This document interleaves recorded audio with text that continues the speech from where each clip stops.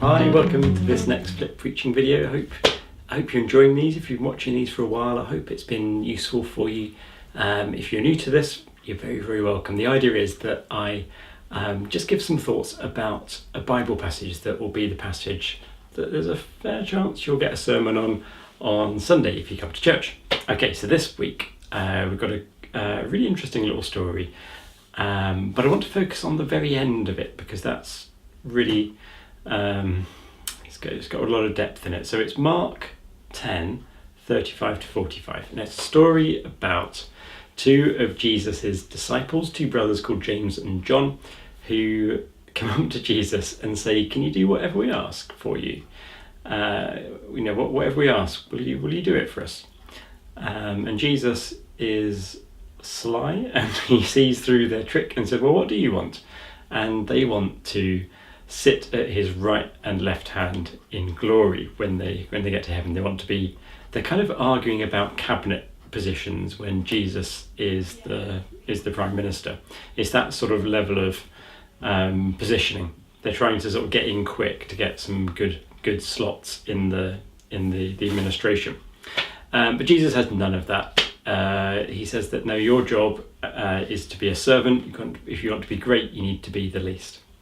But then at the end, there's a really interesting little verse. This is verse 45, and it's a little bit disconnected to the rest of it. Some people think that Mark didn't write this originally, that it was added in a bit later.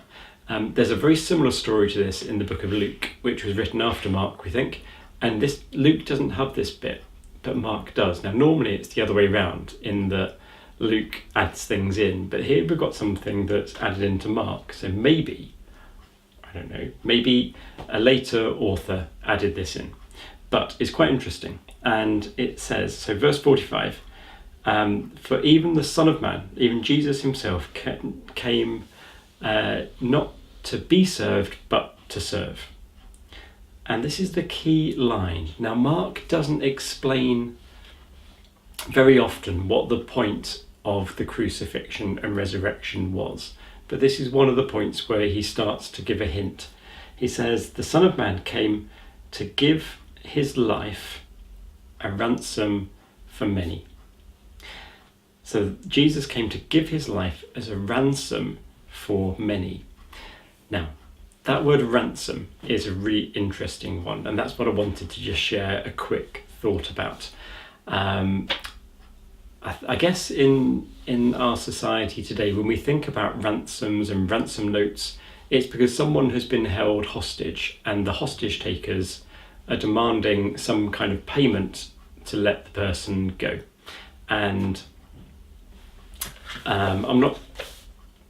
there's a real sort of there's a real argument about whether you should ever pay a ransom, because it kind of encourages people to do the same sort of thing again and again. I know the British government is really adamant that they don't pay ransoms. But back then, we think that the word was more likely to do with slavery. When you bought a slave, now this was legal in these days, and it's reprehensible. This is not defending slavery at all. But in those days, when somebody bought a slave, they had to pay a certain amount of money to buy one. And if the slave ever wanted to be bought by someone else, let's say someone wanted to free a slave, you'd have to pay back the amount of money that the person had originally paid. And that's what this word is. The word is like the payment for a slave. So Jesus said that he was to give his life as a ransom for many. Now, people have argued for ages. Theologians have argued right from the start about what this means, what this might mean. For instance, who or what is this ransom paid to? Some people think that the ransom was paid to the devil. So the devil is like an evil hostage taker who's got us captive, and Jesus' death somehow paid off the devil. I'm not sure. I don't know how that works. Some people think that the ransom was paid to God. Again, I'm not sure how that works. It's a tricky word, and I find it hard to make sense of this. We think that this verse 45, verse 10, Mark 10:45, was inspired by Isaiah 53, verses 11 and 12. I'm just going to tell you a little bit about this. Now, Isaiah was an Old Testament prophet, and some of the writings in Isaiah at the end, which we think was a different Isaiah. We think there are three actually, all writing under the same name. But the last book, which is very different from the rest, so the last bit of the book of Isaiah, talks a lot about a Messiah, a future saviour, and it says that he would have to suffer and serve.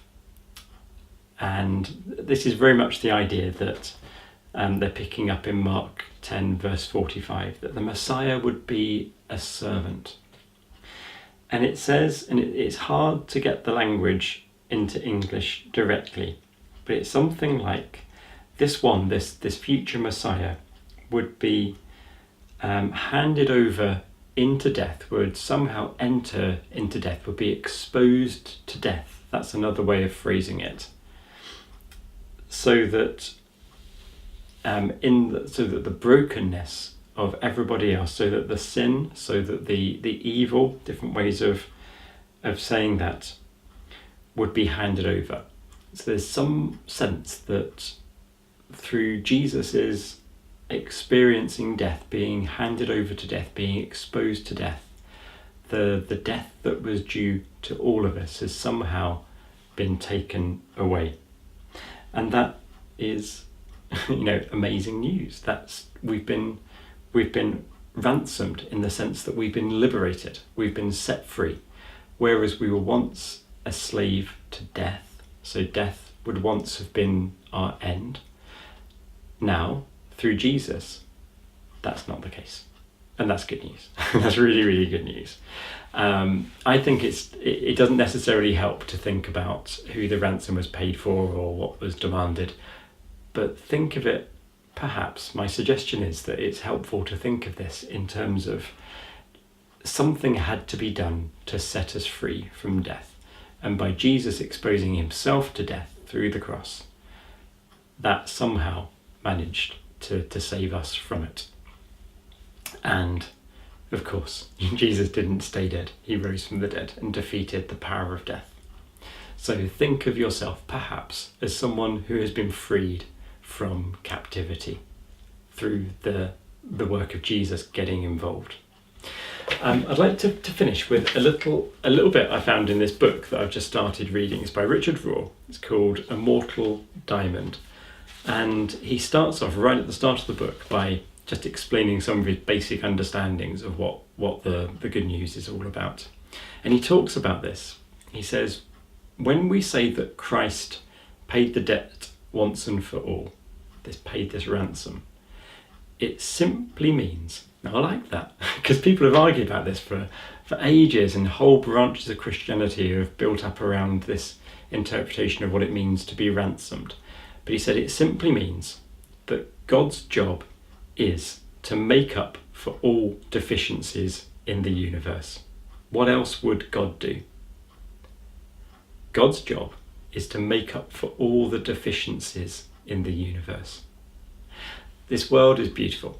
This universe is beautiful, but it's also flawed in the deepest level in terms of particles. Particles decay into other ones and become broken down. There's a kind of brokenness at the heart of the physical structure of the universe, and there's brokenness in our relationships and in ourselves, and God's job is to make up for all the deficiencies. God gets involved. God gets into everything.